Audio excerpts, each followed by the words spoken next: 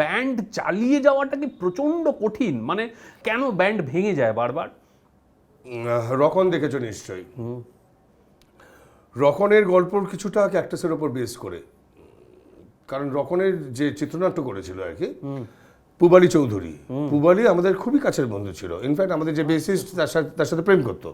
আচ্ছা। তো কাজে আমাদের রিহার্সালে আসা, আমাদের আড্ডায় আসা, আমাদের সাথে ভাগ করে খাওয়া, আমাদের শোতে যাওয়া ইত্যাদি সব কিছু খুবই ক্লোজলি দেখেছে। তো সেখানেও রকনের মানে ওটা একটা থাকে তো ন্যাচারালি, আমরা সবাই মিলে ব্যান্ড করছি, ব্যান্ডের ভেতরের যে ইন্টারনাল স্ট্রাকচার সেটা কিন্তু বেশ না, একদমই ডেমোক্রেটিক। সকলের মতামত, সকলের বক্তব্যকে সমান গুরুত্ব দেওয়া হয়।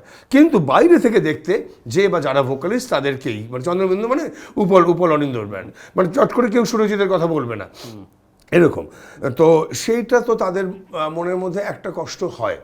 এবার কেউ সেই কষ্টটাকে খুব বাস্তবিক, মানে it's a very practical situation যে পাবলিক টেম্পারামেন্টটাই এরকম।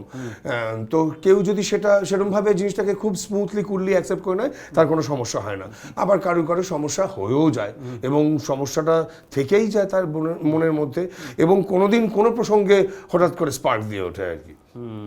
তো সেটা তো একটা ব্যান্ডের জন্য একটা দুর্বল জায়গা অবশ্যই।